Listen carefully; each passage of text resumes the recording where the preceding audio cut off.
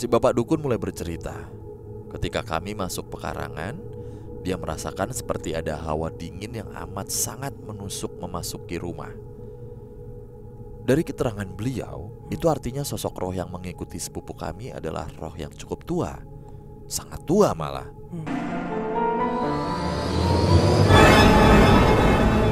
Assalamualaikum warahmatullahi wabarakatuh. Shalom, Om Swastiastu, Namo Buddhaya. salam kebajikan. Selamat datang kembali di YouTube channel Padepokan Malam Kliwon.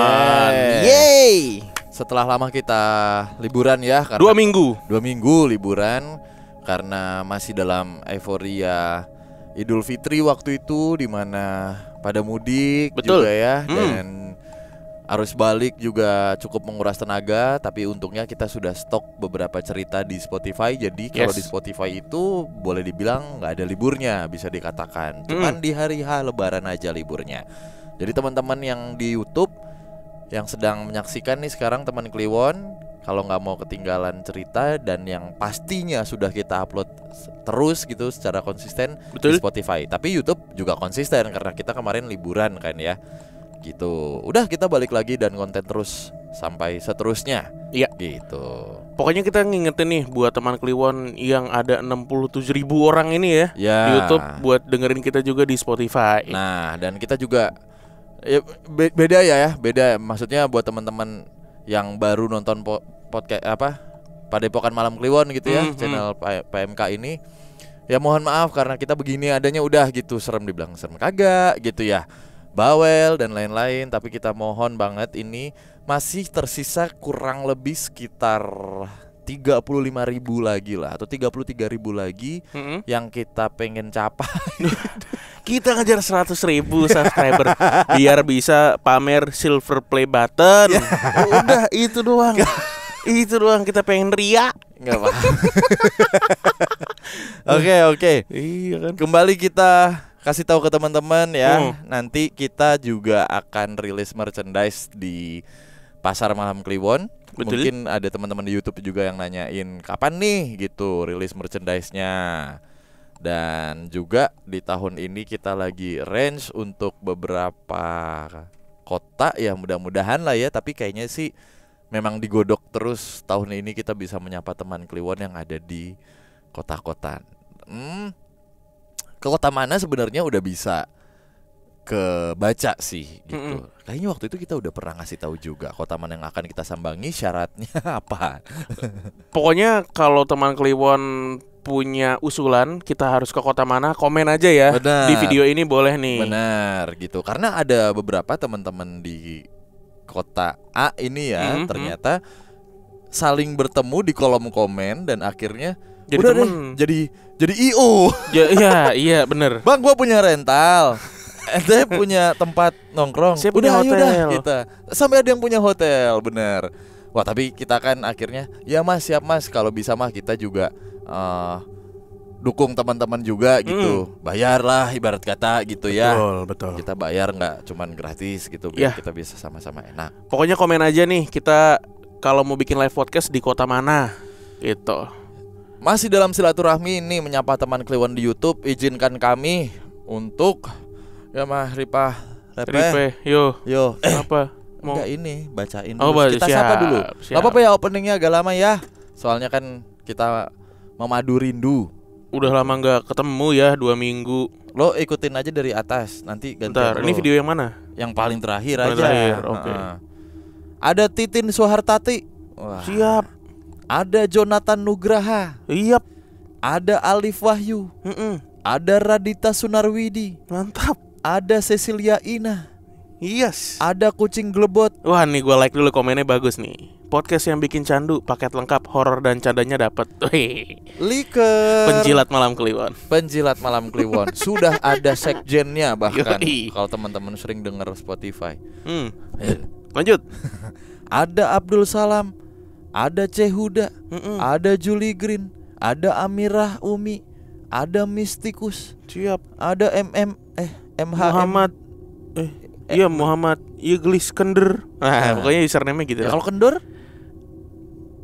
Roro Jonggrang, temennya si Kadir. Tangerang hadir. Wah, komennya kepantun. Siap. Sutria Nahyana, Mm-mm. Freddy Dwi Putranto, Mantap. Amanda PC 11. Duh nih username default kayaknya nih. Coba lu lanjut. Sultan Hafiz Al-Fatah, Gas. Vincentius Karel, Cilegon hadir bang. yoi, Ajik Jagre. Lucu banget. Apa aja abai. Waduh. Nggak baik nih dia. Apa aja abai. Jakob Nugraha, Iya, Intan Puspita Heliana, hadir. Titik Suryati, Hadir. Han. Waduh, penyerang nih. Bek kanan. Bek kanan kok penyerang. Ada Rafaela Regilia Effendi. Revela. Salah ya? Eh. Oke, maaf. Ada Kusmiati Miati, Ada Gideon Tabil. ada Nur Rohman, Ada Regita Tiara. Aisyah Habibah, Ada Hanum Syamil. Jokun, Marinah kemari hei. Robi Atulil. Wah. Apa nih? Atul, Dian Farhani. Bang Maul, Kikis Herdiana. Alip Fiando Abari, Nizam Pratama. Lobak. Namanya Lobak lah. Bener lagi Lobak. Iya. Aji Wibowo. Sunan Bizaran, Asril Syahwe. Reina Putri Kadirun, Satria Pratama. Rel Fans, Daop Cilebut official. Wah, Daop 1. Oh, Daop 1 ya. Angga Septianto. FY, Wiji 03. Pramudia. Ananta. Eh? Nggak ada ya Nggak ada. Pramudia. Ilai Tidung. Analogi analog. Nggak bisa nih pakai yang modern berarti. Ibu Lis, bapaknya mana? Sony Hidayat, Joshua Niko. Ahmad Miftah. Banyak Tahu. juga ya. Banyak nih. Kita kira dikit. Iya, Mantap. tumben. Terima kasih. Ahmad Miftah. Udah tadi. Oh udah. Eli Ismawati. Romi Prasandi, Joshua James. Riana Oyama. Mesak Tiwo. Theo. Oh, Salah maaf. Daniel Keban, Sugianto Yanto. Dlogok Jaran, Vigo Wijaya. Kasuya, Ananda Surya. Chandra Official, Husta Handana. Adi Surya Waskita, Wisnu Wibawa. Mamahrin.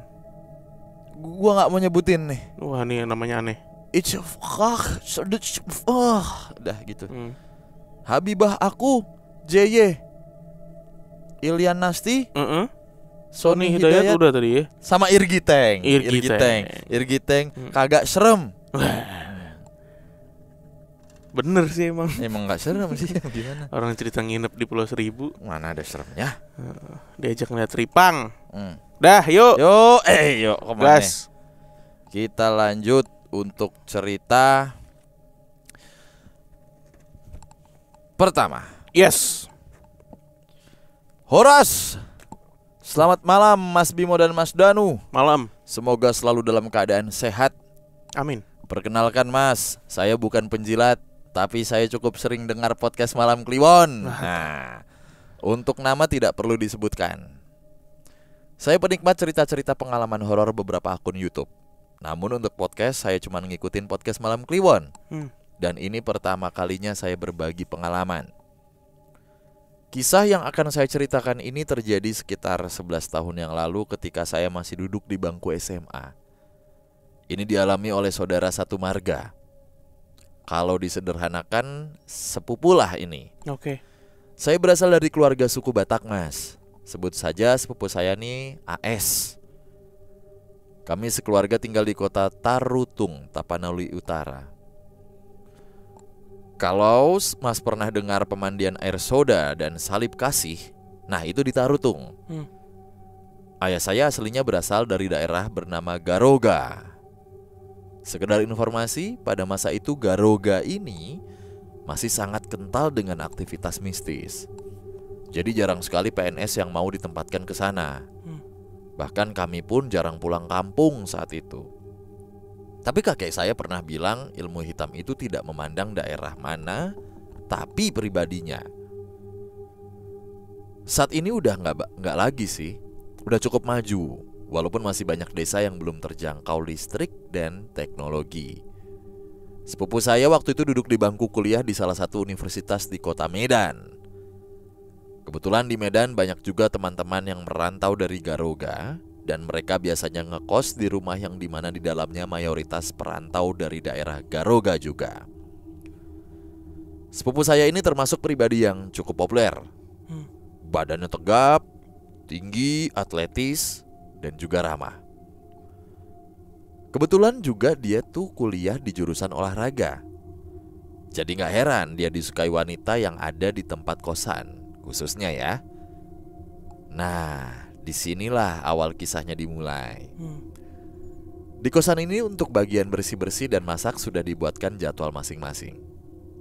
Setiap hari secara bergantian ada yang giliran memasak dan membersihkan pekarangan. Sepupu saya cukup ketat dengan hal itu.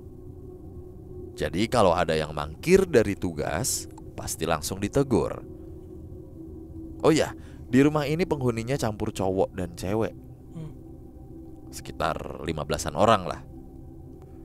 Sepupu saya punya jadwal kebersihan yang sama dengan salah satu wanita yang juga satu kampung di Garoga, tapi beda desa. Jadi Garoga ini kecamatan. Betul. Oke, kita sebut saja namanya WS lah. Jadi berbagi tugas mereka membersihkan bagian depan dan belakang. Dan dalam rumah si WS. Oh, jadi dalam bagian belakang tuh sepupunya. Dalam rumah nih si WS ini nih.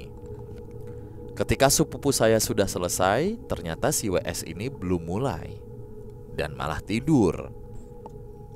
Otomatis sepupu saya langsung negur nih.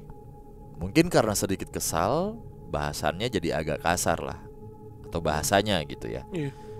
Dia bilang gini, "Kau kok tidur aja, bersihkanlah ini dulu," gitu. "Malas sekali kau, dasar gurbak ulu." Mohon maaf, gurbak ulu ini artinya pemalas dan memang agak kasar lah. Saat itu si WS ini langsung masuk ke kamar. Mungkin menangis karena dia memang wanita yang cukup pemalu dan pendiam. Keesokan harinya dia pulang ke kampung tanpa memberi kabar kepada teman-teman di kosan. Selang beberapa hari, sepupu saya mulai mengalami keanehan. Diawali dengan sakit perut, tidak bisa tidur, sulit nelan makanan, tidak bisa buang air besar, dan sulit bergerak. Ini berlangsung beberapa hari sampai sepupu saya harus dirawat di rumah sakit Dr. Pringadi di Medan. Waktu kami jenguk kondisinya sudah cukup memprihatinkan. Perut bengkak dan berwarna agak sedikit hitam. Badan kurus seperti tulang padahal baru beberapa hari. Berdasarkan keterangan dokter, tidak ada penyakit medis yang dialami.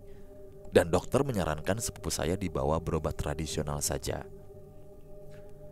Dan besoknya, atas saran dan rekomendasi dari beberapa kerabat, kami membawa sepupu saya ke sebuah desa bernama Huta Tinggi di daerah Tapanuli.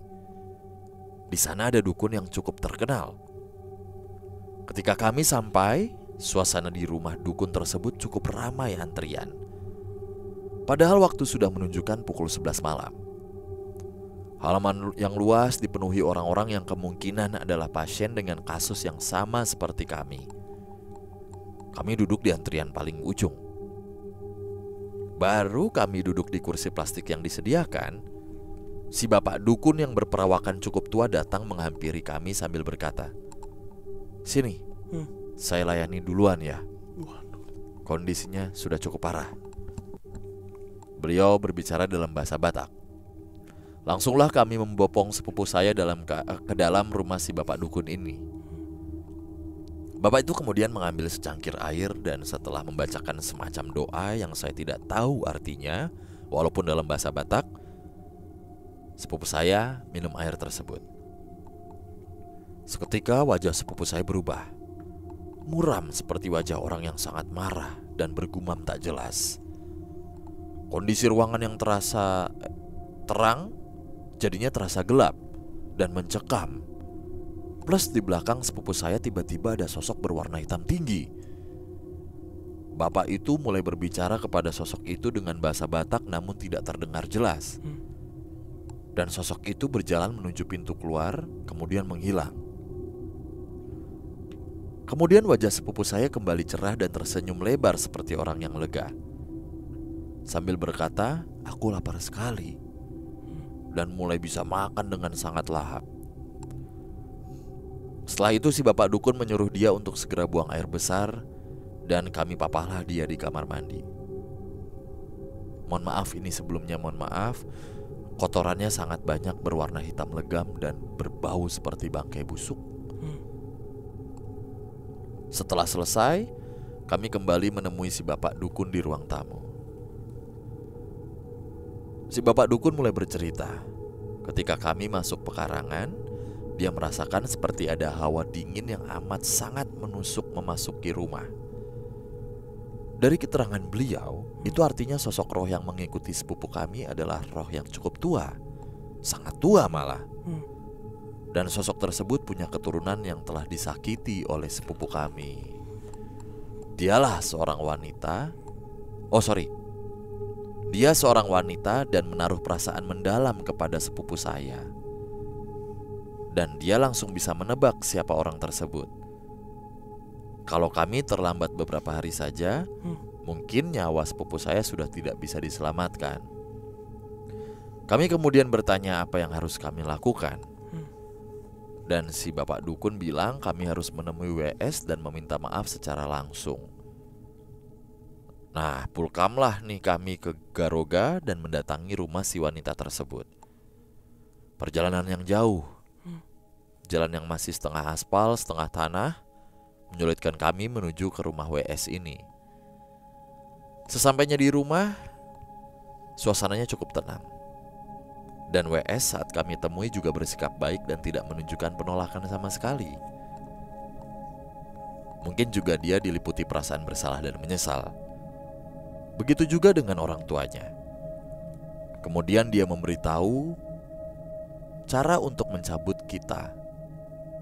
Sebutlah santetnya lah ya.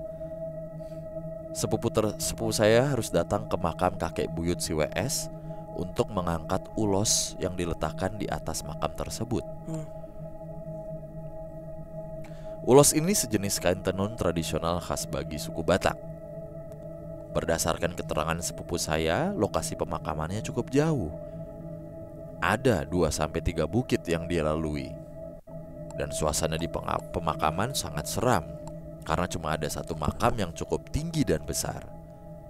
Dan betul saja di atas makam ada ulos yang diletakkan menutupi makam tersebut. Sambil berkata santabi atau permisi dalam bahasa Indonesianya, diangkatlah ulos tersebut dan dikembalikan ke WS. Sepupu saya pun minta maaf atas kata-kata yang dia ucapkan. Dan semua berakhir dengan saling baik. Demikianlah kisah pertama saya. Sebenarnya suasana pada saat kejadian cukup panik dan mencekam.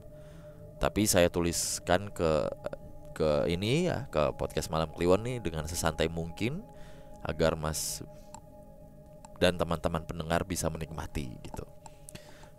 Masih ada sebenarnya kisah menyeramkan lain yang akan saya ceritakan lain waktu, masih seputar santet dan kali ini memakan korban nyawa. Setelah izin ke narasumber yang merupakan teman saya, pasti akan saya bagikan. Sekian dari saya, terima kasih, Tuhan memberkati kita semua. Horas, terima kasih banyak. Kita manggilnya apa? Abang kali ya? Boleh. Makasih banyak nih abang nih. Aduh. Cerita soal sepupunya ya, perkara dikatain, mengatai orang lain gitu. tapi ya. masalahnya sepupunya ternyata punya rasa gitu. Bukan sepupunya. Bukan apa? Si WS-nya. Si ceweknya tuh ternyata punya perasaan gitu. Naksir lah. Cuman kok dihardik kayak gitu ya. Maksudnya langsung ngerasa sakit hati langsung pulang tuh kan, gak ngabar-ngabarin. Ternyata gak butuh waktu lama sampai tuh si santetnya ya. Beberapa hari sih, cuman kan gak tahu. Tadi kata dia cuman 2 hari apa kalau gak salah. Iya. Gitu. Ya pas dia pulang sih, kan keesokan dia pulang kan. Ya lusanya lah anggapnya gitu ya. Iya langsung nyampe tuh. Set. Gak butuh waktu lama berarti. Tapi satu hal yang gue salut di sini, biasanya orang yang abis kena santet atau teluh atau guna-guna gitu, itu nggak dikasih ininya kan ya, nggak dikasih tahu siapa yang melakukannya gitu, untuk menghindari balas dendam dan semacamnya. Akhirnya ya udah kita sembuhin, terus udah beres nih. Nggak usah lu cari tahu siapa yang ngirim, nggak usah lu bales gitu. Tapi di kisahnya ini bahkan sampai dia datang ke rumahnya gitu ya. Nah, karena sebenarnya kan nggak dikasih tahu sama dukunnya. Dia cuma ngasih tahu ini perbuatan, nih adalah nih orang yang sebenarnya naruh hati. Udah, that's it gitu. Mereka langsung tahu siapa. Gitu. Nggak dikasih tahu nama, nggak dikasih tahu siapa. Kalau itu menurut cuma dikasih clue kan. Kalau menurut gua itu masih sering terjadi. Dikasih clue aja gitu. Kayak misalnya di tempat kerja lo pernah buat apa sih? Nah, kayak gitu aja sebenarnya. Iya, tapi maksud gua di sini yang gua salutin adalah ketika si sepupunya si abang ini tahu gitu siapa yang ngelakuin, dia nggak ngebales gitu loh. Cuman langsung kayak, oh iya gua harus minta maaf nih sama dia gitu loh. Karena mungkin dia tahu bersalah. Iya, yang gua salut itu. Iya. Maksud gua kan ini nyawa, Pak. Lu ibaratnya gua katain, males banget sih lu, terus lu mau ngebunuh gua. Kan gak semua orang langsung ngerendah, oh iya gua pernah ngomong gini nih sama Bimo nih gitu kan. Mungkin kemungkinannya banyak di sini. Karena dia tahu gua harus ke siapa balesnya. Kuat bener nih kayaknya. Iya, gitu. Itu satu hal ya. Kuat bener. Udah deh mending gua minta maaf. Ya udah gua salah. Mungkin terus kuat kan dikasih tahu. Ini kuat banget nih, sangat tua malah gitu. Tua banget nih. Dan di sarannya bukan ngebales. Kan dia nanya, gimana nih caranya gua harus bisa nyabut santetnya? Ya lo minta maaf. Kan udah dikasih tahu, disaranin minta maafnya. Makanya dilakuin. Iya. Gitu. Bukan disuruh ngebales. Kalau ngebales bisa aja kata si dukunnya, udah lo gak usah bales deh, mendingan lo minta maaf. Udah, gak bakal kuat lo daripada balik-balik lagi ke gua aja yang bisa nyembuhin, kagak nyaranin buat lo ngebales. Tapi buat minta maaf. Karena itu berarti kan. Kecuali dari dianya, siapa tahu juga sepupunya emang tadinya pengen ngebales, tapi karena pas disuruh, tahu, iya, udah minta maaf aja deh. Iya gitu. Kecuali memang dari dirinya, Pak, sembuhin saya Pak, saya pasti bakal minta maaf. Nah itu kan ini sebuah saran sebenarnya. Tapi keren sih. Maksudnya akhirnya damai gitu ya. Iya. Yang keren bisa memaafkan. Dari cerita ini 2 poin.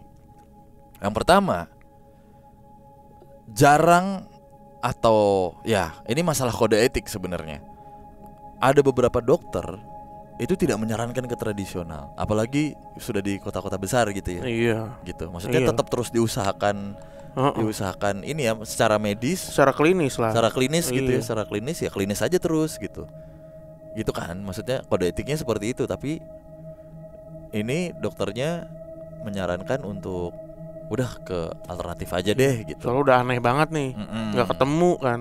Ya tapi kan ada beberapa yang tetap terus maksain, tetap iya. Nah yang kedua yang keren adalah ritual untuk mencabut ulos ini. Sebenarnya mungkin bisa dielaborate lagi nih. Apa nih maknanya gitu maknanya. Ya? Apakah si ulos ini yang naruh emang si WS ibaratnya dateng kan sakit hati ini dia. Iya. Terus wah gue nggak bisa nih kayak gini, gue harus ngadu ibaratnya ke leluhur gue. Ditaruh lah tuh si ulos itu. Nah si leluhurnya langsung kayak wah ini ada yang tersakiti nih anak cucu gue. Iya. Balas dendam gitu. Iya. Atau memang ini sebuah, nggak tahu ya teman-teman ya, mohon maaf ini kalau memang ini sebuah tradisi gitu kan, siapa tahu gitu. Ini udah common untuk mencabut ulos gitu sebagai tanda permintaan maaf. Siapa tahu kan, karena kita juga nggak tahu ya. Nah, gue pikirannya ini malah kayak di film-film. Nih satu kali kesempatan gitu tadi. Kayak misalnya nih ada set ditancap nih si pedang gitu ya. Pedangnya siapa? Pedang siapa? Pedang Pangeran Charles misalnya. Set. Gue akan melindungi setiap keturunan gue yang tersakiti. Tapi cuma sekali doang. Dan untuk menyelamatkan si korbannya, pedang ini cuma bisa dicabut sekali. Abis itu udah selesai. Jadi pergunakanlah kesempatan ini baik-baik gitu. Ya kan biasanya kan ada yang kayak gitu kan. Wah iya, itu film banget sih. Iya kan. Gue mikirnya begitu tadi. Kalau gue mikirnya kayak yang tadi gue bilang tuh, ditaruh tuh mungkin sama si WS. Ibaratnya gue habis ditampol, gue ngadu ke Dencil, gue kasih rokok doang 2 batang. Nih bang, lu ngerti kan maksud gue gitu. Atau habis ini ditaruh lagi. Apanya? Losnya. Nggak tahu deh. Untuk jaga-jaga lagi. Nggak tahu deh tuh. Mungkin gitu kali.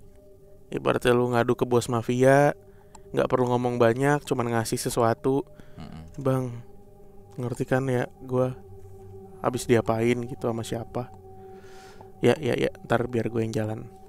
Berarti ibarat kata udah nggak bisa buang air besar dan lain-lain berapa hari itu. Ya itu bisa ketika sudah sembuh baru klinisnya ini lagi ya. Maksudnya kayak tuh kotorannya semuanya keluar, makan lahap gitu. Itu dia sembelit kalau kata medis kali ya. Tapi aman-aman aja lah, sama aja nih. Serem. Santet ya. Kita nggak tahu sih, orang nggak suka ya. Sembarang ngatain orang kita aja. Paling banter ya orang salah ngomong. Kalau di mari diomongin ya, di circle begitu. Kagak sampai nyantet sih. Belum. Ini abis ini kita langsung hati-hati jaga omongan. Kita kan nggak pernah ngatain orang kan, apalagi di konten. Bersih, tidak pernah. Bener. Menurut kita mah paling terjaga. Lihat nih, mata saya bening kayak bayi. Ya kan biasanya. Wah, matanya bening banget ya Allah. Kayak Aryo bayi. Bayi ini dari Garoga. Coba search lagi. Kecamatan Garoga. Iya, tadi gue udah lihat. Oh, udah lihat di Tarutung. Asli kayak ya emang agak apa ya? Cukup inilah. Kita barusan apa? Tanpa disadari melakukan hal yang otomatis aja gitu. Apa? Nguap. Iya. Oh, ya enggak apa-apa. Aneh kan menurut gue. Ya kagak lah. Itu kan tidak kita sengaja. Gak sekilas. Itu baru aneh tuh. Iya, di peta di maps. Tapanuli Utara. Ya. Yang jelas di Tapanuli Utara dan sebuah daerah yang masih lumayan virgin lah ya kalau boleh dibilang gitu. Masih kental, indah gitu. Tidak seperti yang suka matok. Apa itu? Garaga? Oh, ini ulernya Panji. Iya bener ya? Iya. Bukan. Ya oke. Ya. Terima kasih ya Abang ceritanya ya. Semoga sepupunya sehat-sehat dan hubungannya semuanya membaik lah ya. Siap Bang, siap. Kita juga gak berani macam-macam kalau kayak begini. Siap Abang. Sampai ketemu di video berikutnya. Bye.